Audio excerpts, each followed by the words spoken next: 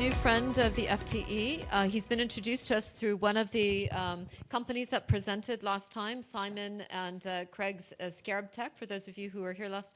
And we met him because he's one of the key backers. He's a fascinating individual, global citizen, from building a platform in Africa, which is lifting up businesses all over Africa to parts of the investment world, precious metals. He knows amazing people. He is an amazing person. Would you please welcome Mahyar to the stage? Seriously? When someone compliments me this much, I ask them, what do you want? Okay, I'm getting ready for you. I will apologize before I start.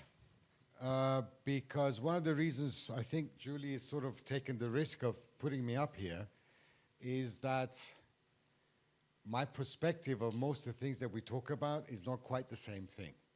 And that basically comes from my children. But before that, I give a bit of background.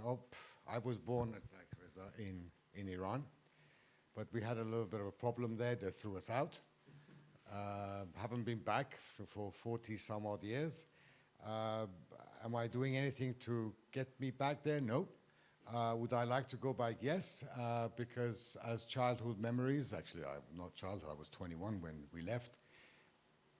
The tomatoes and the cucumbers that we had in Iran tasted better than anything I've had before. Probably it's a fantasy, but one day before I go, I like to go and have tomatoes and cucumbers back in Iran.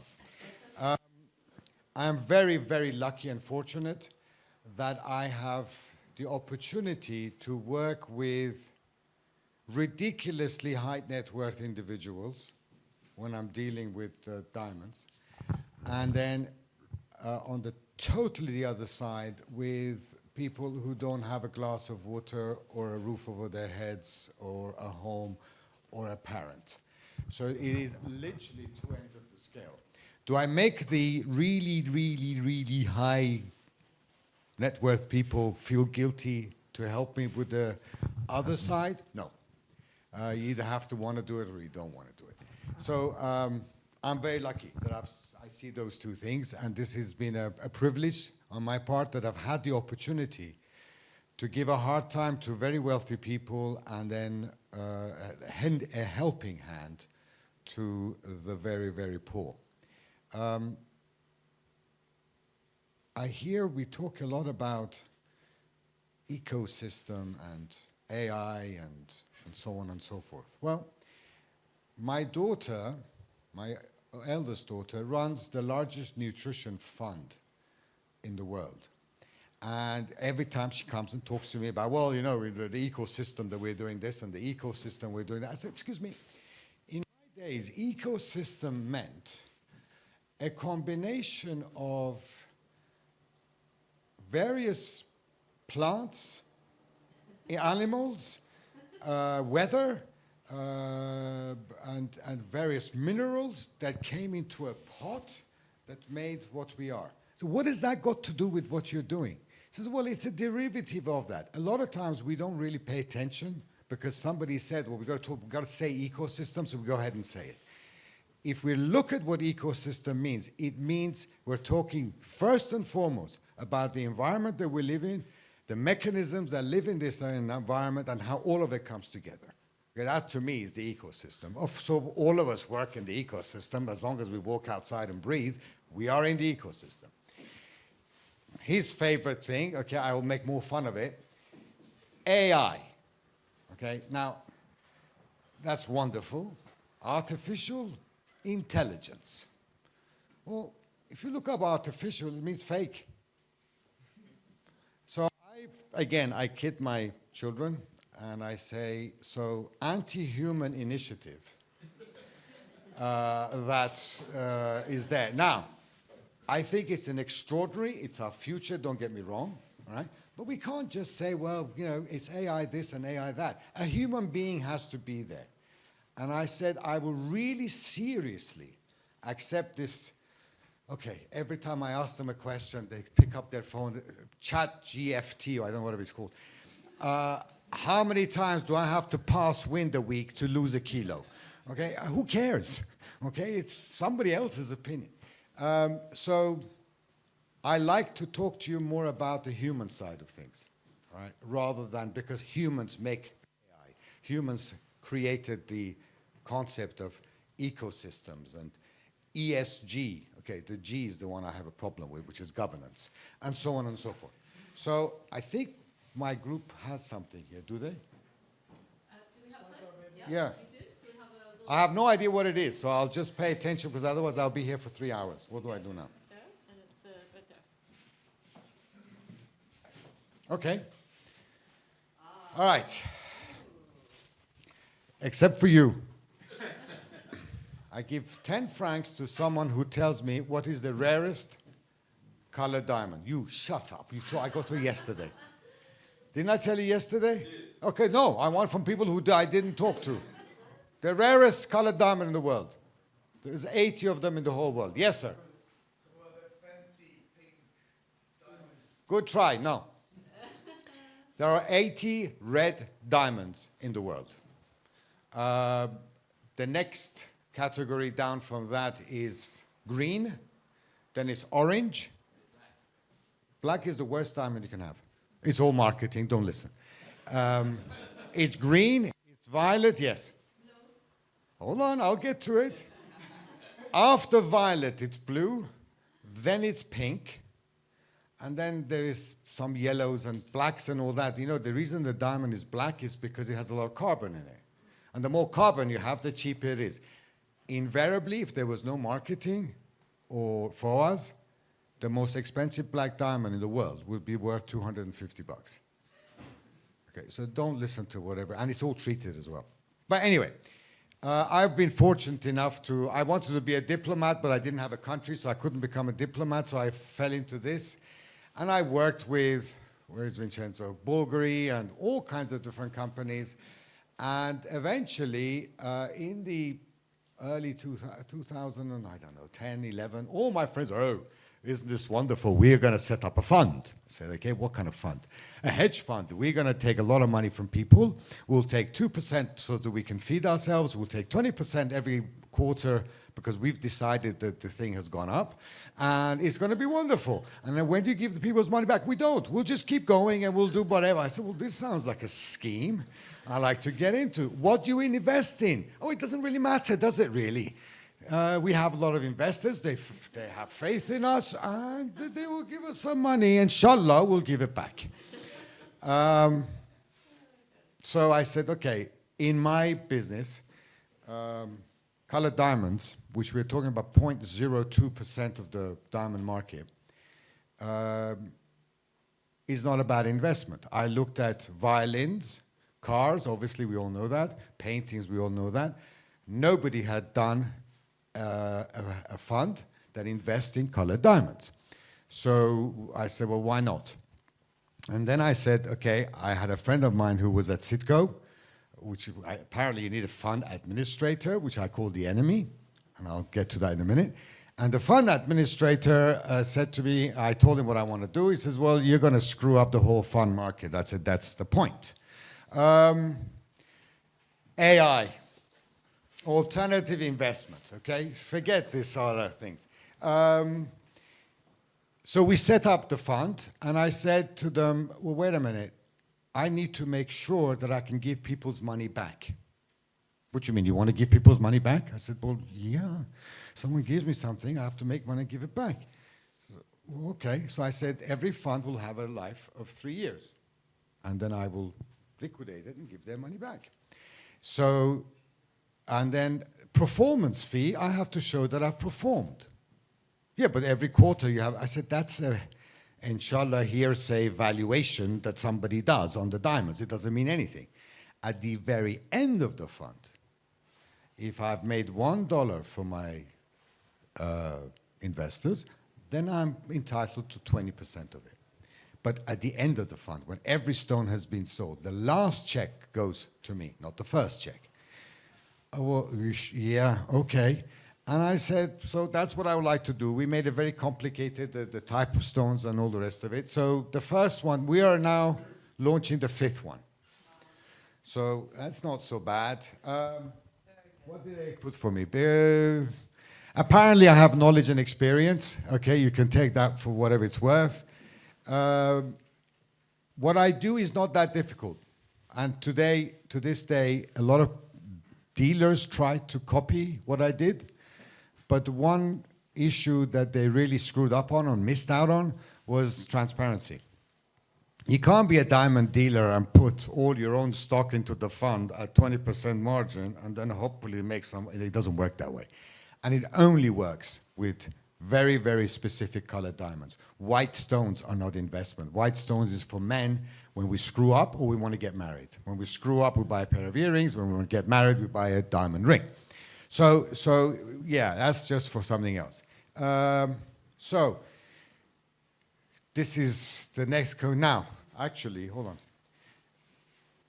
You guys talk about billions and so on and so forth. Why I say my job is not that difficult is because I have a lot more end user clients than I can find stones for.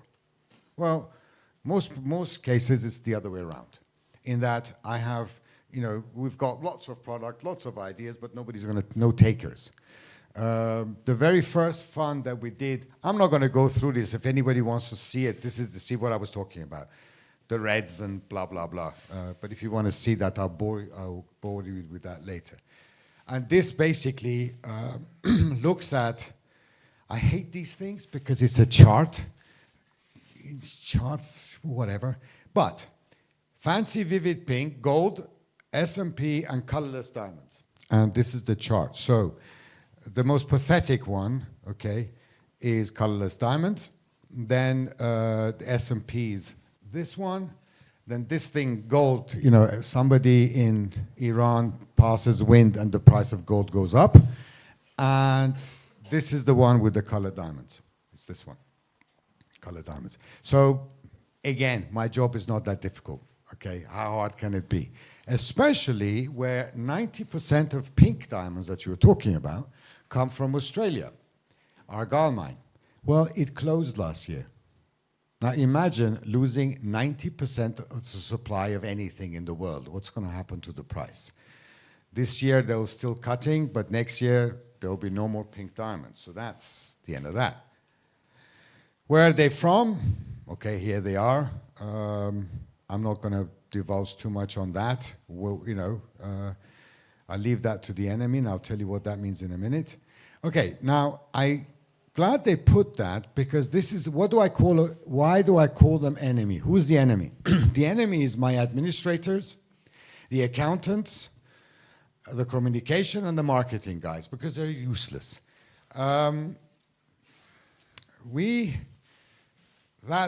This particular stone, the accountant came to me and he said, Mahyar, yes, well, the last trade you made, your IRR was 2,324%. I said, excuse me, what are you talking about? Because this stone, I bought it for 1,100,000, sold it in 1,400,000 in 12 minutes.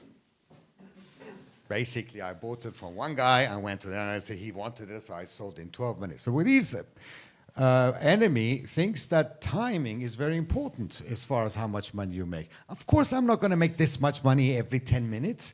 So I said, I don't want to hear this 2,342% IRR. It doesn't make any sense. I wish I could have this stone back. This is the largest red diamond in the world.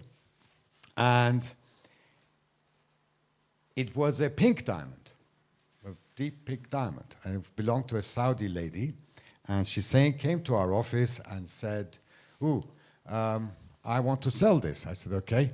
How quickly can you do it? And I said, well, okay, why is it? What's the, yeah, I need some money and this, that, the other. I said, look, this has a potential to be repolished to become a red diamond.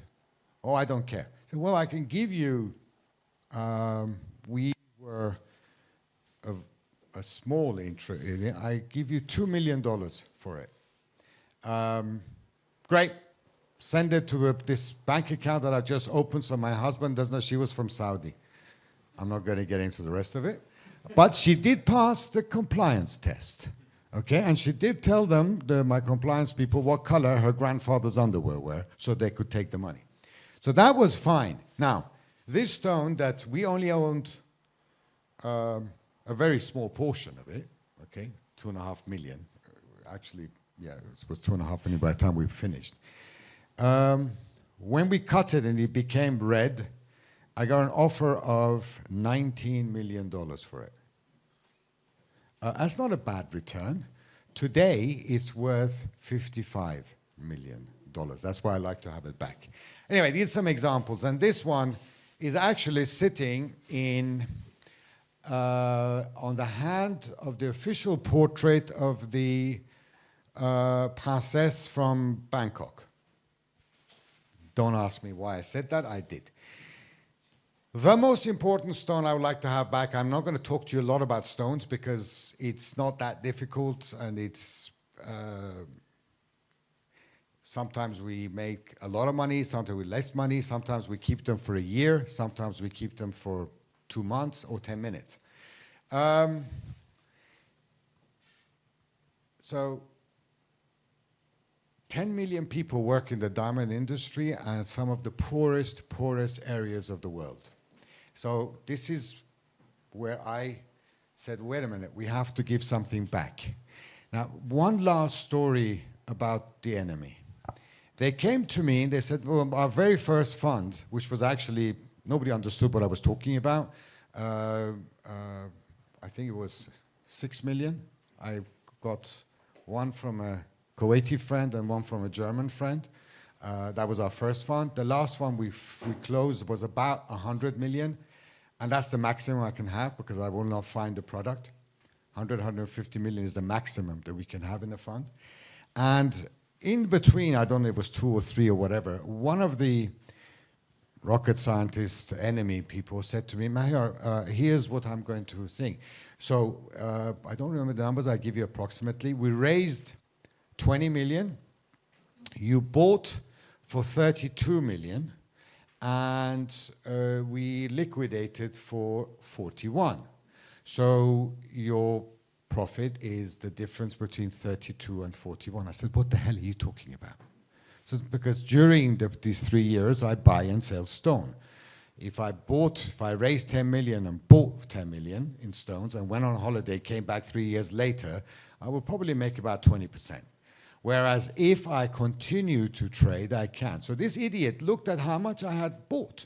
Well, wait a minute, I only raised 20 million. And I'm giving my clients back 41. Actually, I did pretty damn well in 3 years. That didn't work out the way it is. So you can see I'm quite controversial. So Africa has done, I've visited a lot of mines, okay? I understand culture. I understand that I prefer children to go to school. There isn't this, it was a movie, some truth to it. Well, the pink diamond that they made. There is big problems in mining. Fortunately, I'm a chicken, so the colored diamonds don't, nobody goes and says, except for Australia, I'm going to try to find a blue stone today. No, it's all done by accident. So I say we've got to give something back to Africa. To that end, we initiated this, which is the Global Innovation Initiative.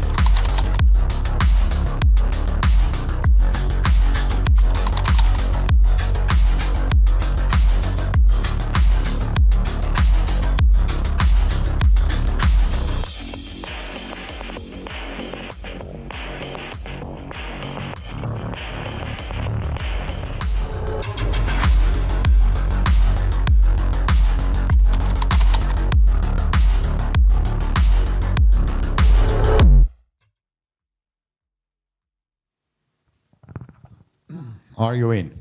Okay. Obviously, I had nothing to do with this because I wouldn't know how to turn my phone on, let alone make this. It's so there was an opportunity, Global Startup Awards, which is a worldwide competition that identifies startups. They get into this competition. There's 12 categories, all to do with technology, whether it's health tech, except there is a women in tech, which I didn't quite understand. I said, isn't their company more important? But I said, shut up, Mahyar. And so we have every year somewhere around 10 to 12,000 entrants in Africa that they sign up for the competition. And they go through a countrywide competition, then they go through a regional competition, and they get to the continental. So out of the 12,000, we remain with 12. Somebody's going to be talking about replacing all my people to get from 12,000 to 12 later on, but we'll talk about that in a minute. And so I said, well, okay, what do we do? He said, well, you give them a very nice little prize. It looks nice. It's Global Startup Awards winner and all that. I said, what the hell? They don't need that. They need money. And so I said, let's set up a fund that invests in the winners. I don't pick the winners. The competition does. And I checked with what you call venture capitalists, or what they venture in, I have no idea. And okay, never mind. So I said, they use hundreds of people, thousands of man hours to identify 5. Here, this thing identifies 12,000 a year. Okay, let's be honest, it is Africa, which means that 9,000 to 9,000 of them is a total waste of time. But then there is 2,000-3,000 that are interesting, and they go through this quite a rigorous process, and eventually there's 12. So every year we invest in those winners. Not all of them. I can't really invest in working space. It doesn't make sense. Women in tech, I invest in their company, not in them, because that has a whole different meaning, and so on and so forth. So, well, 7 of them. How I met this young lady is because she managed to get herself into one of the companies that we invested in, that was found by this competition. This is a drop in the bucket. In Africa, and I've had the privilege of visiting a lot of spaces, they're coming up with solutions to problems that we think we don't even have. Okay, but we do, right? I'll give you one example and then we'll go on. One of the kids that we invested in is a lot about plastic waste because there's a big problem with water in Africa. So one of them takes this plastic waste, and in fact, the amazing thing was that they got on a boat, they put their machine on a boat and went around the whole world, and they powered the boat by the plastic, the waste they found in the sea. So they turned plastic waste, the good plastic waste, i.e. the Coca-Cola bottle, not the top. The top is the bad plastic waste, is what they told me. So they literally sailed around the world using the plastic waste that's in the sea, which is quite brilliant. He told you about that, right? The other one that we did was a kid who said, I take the bad plastic and I make bricks out of them, and then I'll make low-income housing out of these plastic bricks. I said, yeah, you really, if it gets hot, it's going to melt. 1,500 degrees, and they've actually have passed the standards for building material both in Europe and in the United States. So they are, and then I took him with me to Texas, and they were all laughing at him because he says, they tell him, how does it work? And he says, well, we buy the plastic, and there were some construction people there and all the rest of it, and then we go through this thing. I'll tell you what the process is, except for that last 10%, which is the secret ingredient, and then we go, the secret ingredient is plastic as well. So they're all laughing at him in America. What do you mean you buy plastic? We give money for people to take the plastic away. And in America, they don't really, we talk about this. We have it in Switzerland, okay? In Zurich, you guys are worse. You even have us see-through plastic trash bags. In America, they just throw it away. Nobody recycles. As much as they should do or as much as they talk about, they don't do it. right?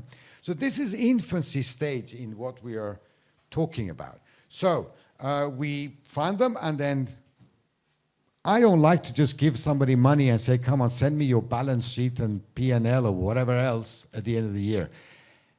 If I can open doors for them, if I can take them to the next step, like this kid that I took to Africa, or Simon that I'm taking to Africa to make cement, and so on and so forth, because we will. That's what the key is. So we help them, we fund them, and we make sure that they grow. Okay? I'm not just giving them some money. I'm making sure that they grow. And if some of my ideas, I would say 90% of the waste of time, but 10% is not that bad. So they can do that. Okay, so various pictures from various people. This is the Minister of Labor and Skills for Ethiopia. And I said, Excellency, you need to change your ministry's name. Why? I said, put skills and labor, because if you don't have skills, you don't have labor. She didn't laugh. So, food. This is what Africans are doing. It's to do with healthcare. One of the companies we invested in, they come up with a whole anti-human initiative where they'll take x-rays and scans and what have you, and literally come up with diagnosis within 10, 15, 20 minutes. Whereas in Africa, sometimes it might take months before someone can diagnose, and the person might be dead by then. They got their FDA approval, partly to do with me, but that's another story. Then, if you look at this, this is all the plastic bricks that we're talking about. That they made a daycare. The first thing they did was a daycare center. There's tons and tons of plastic waste in Africa, as is here. But there you see it because it's in the streets. We've made a cooperative for these ladies in different parts of Africa because they used to carry, there were about 60 to 70 kilos of plastic waste a day, and they'll get about $3 for it, maybe 2, right? We would buy the plastic waste for $11, the same. So the middleman was making $8 to $9. So I said to the guys, are you kidding me? So instead of this, there's pictures of them. They got uniforms, they got masks, they get $8, and they're only allowed to bring in 60 kilos a day, no more. Because it's 60 kilos of plastic, it's very heavy. Welcome to the Gig Africa Foundation, where innovation meets impact. In a continent abundant with talent and creativity, we at Gig are on a mission to discover, cultivate, and connect African innovators, providing them with the resources they need to thrive in their businesses and uplift their local economies. Our goal is simple: to offer their groundbreaking solutions to the world. Today, we proudly present an extraordinary example of African ingenuity. Meet Cubic, a trailblazing initiative that turns hard-to-recycle plastics into low-carbon, low-cost building materials. In Ethiopia, they've received a remarkable feat: the construction of the first building made entirely from plastic waste. As global affordable housing needs soar, the total addressable market in Africa alone is $748.5 billion, and Cubic is making a significant impact. By 2030, an estimated 300 million families will require a dignified place to live annually. And yet, a staggering 350 million tons of plastic waste remains unrecycled, contributing to 40% of climate change through real estate activities. But Cubic is changing the game. Their impact in Ethiopia by 2025 is nothing short of extraordinary.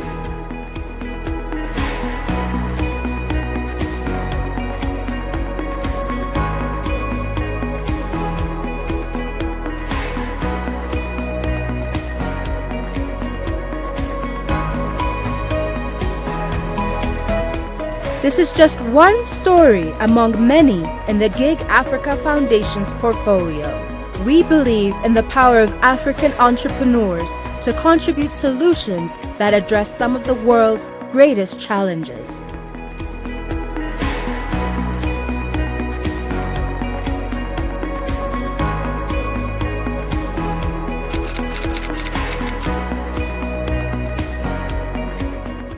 Ultimately, we understand that by empowering our African innovators, we not only sustain this generation, but also bring hope to the next. Join us on this journey of transformation. Together, we're proving that African innovators are not just leading change on the continent, they're leading global change.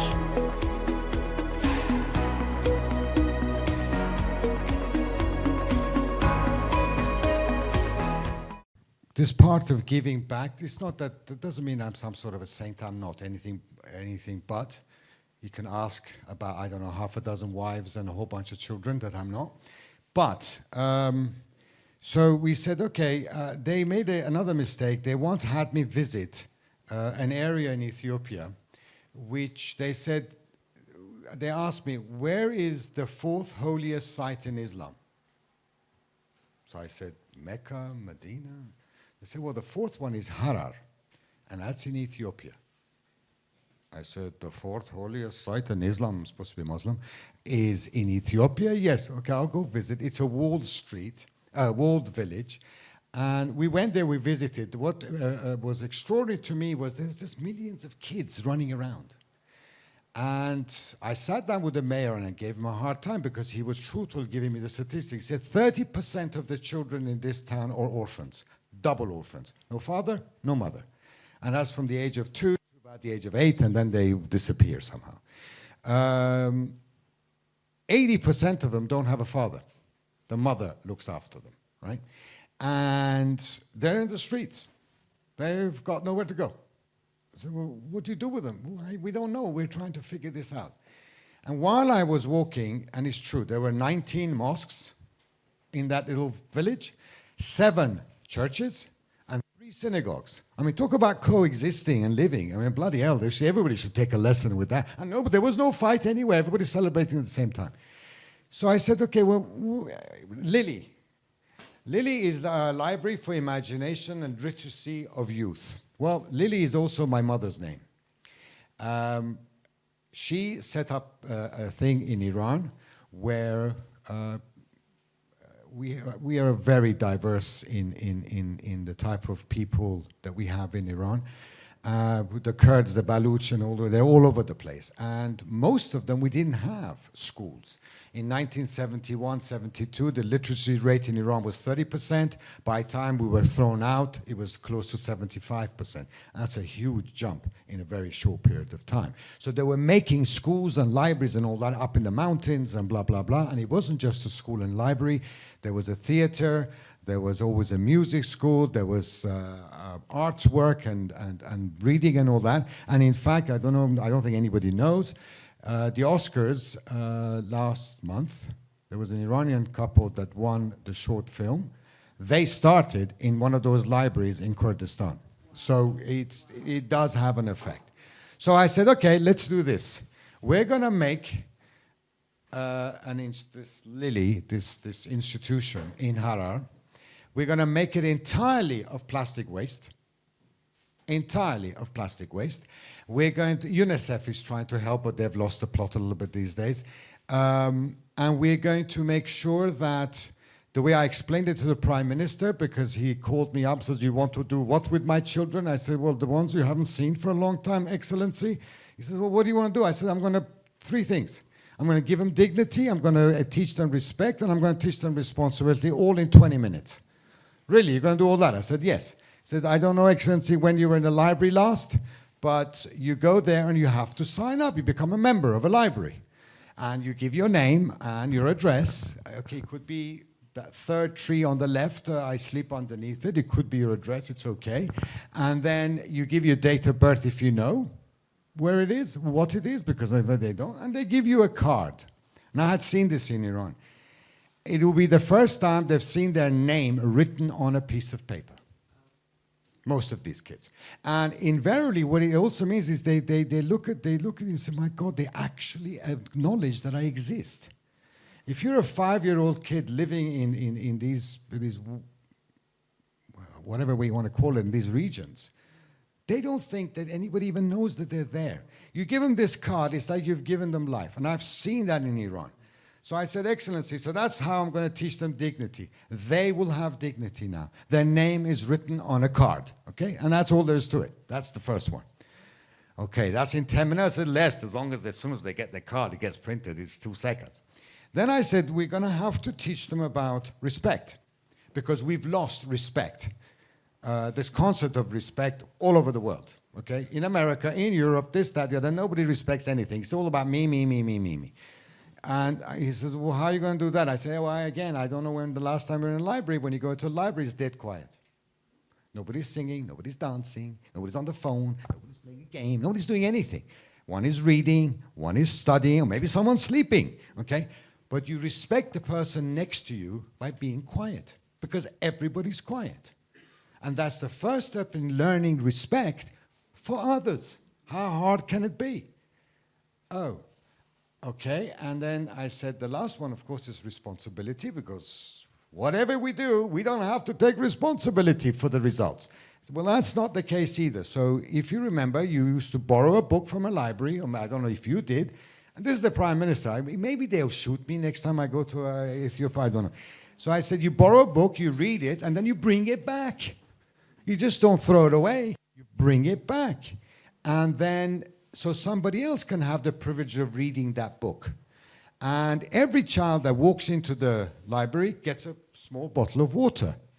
They must drink it, and they must go to that specific bin to be thrown away. That is called responsibility. And Excellency, all I need from you is lots of bins all over the towns in Ethiopia, because it's all over the streets. That's why these ladies are picking them up.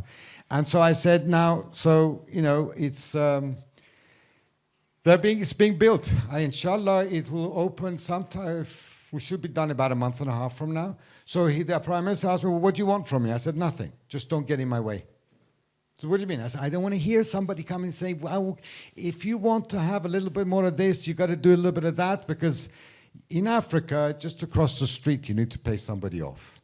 There are ways of working, of course. I've figured that out. I said, that's all. Now, of course, the whole government wants to come and open this library. I said, I'm sorry, Excellency, you're not opening the library. I've already picked the person who's going to open the library. So who is it? It's a 7-year-old boy who lives in the tree just outside the library. He's going to cut the ribbon. Okay, fine, whatever. But can I be there? I said, well, if you behave yourself, yes. Are we done? Is this? No. Okay, so hold on. Okay, that's the kid who's going to open the library. Now, why? And I'll leave you alone because you might have some questions. While I was there during the construction and I was visiting and all the rest of it, so by the way, 19,000 kilos of plastic recycled to build it. Okay, whatever, 3,000 CO2 emissions saved, whatever that means.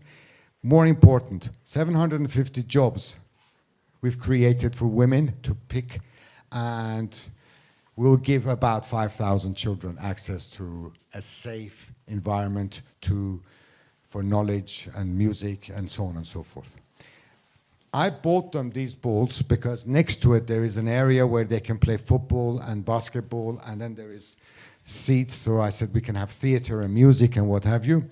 And I gave 4 of them. I bought 4, and there's 2 basic age groups that used to play there, from 8 to about 12, and from about 14 to 17. So smaller, bigger balls, and I gave it to them, and then they all got together and they voted. Okay, this is these kids. They voted. You guys talk about democracy. I said, what the hell are they voting about? Who gets to keep the ball, take it home, and bring it back the next day so we can play?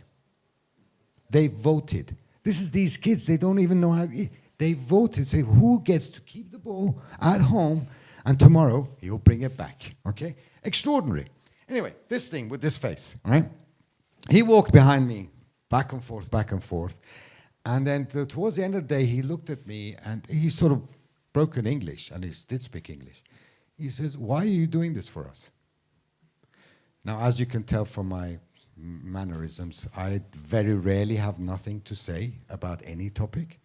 And I looked at him and I had absolutely no idea, because then I said to myself, okay, this is it. This kid says everybody who comes here wants something from us. Okay, this is what I've only seen.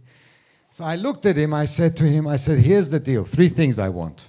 He said, really, what, 3 things? I said, yes. 1, a smile on your face. 2, you have a chance of having an education. But more important than that, I still like to be around when you change the world. That's what I want. You kind of looked at me and you kind of sound like this, and off he went. We cannot forget that we're humans. We're dealing with humans. We can talk about AI and ESG and FBF and PPP and God and all these various initials and what have you. We've got to keep, whether you're an entrepreneur, you're an investor, or whether you are a startup and all the rest of it, never forget the human factor. I have all these people that I've invested in, I don't look at their pitch thing. Any idiot can make a nice looking pitch thing. Here it is one. But no, if I don't sit and talk to them face to face, I won't get it. I won't understand it, you know. So, and this is infancy stage. This is a joke. The continent Africa and India will soon have 50% of the world population living in them. And this is developing world. It's not here, right? And there's a lot to be done there. Of course, there's a lot of money to be made to Reza, but we'll see. So that's pretty much what I have to say about that. There's a lot more to say, but I'm sure you have a few questions.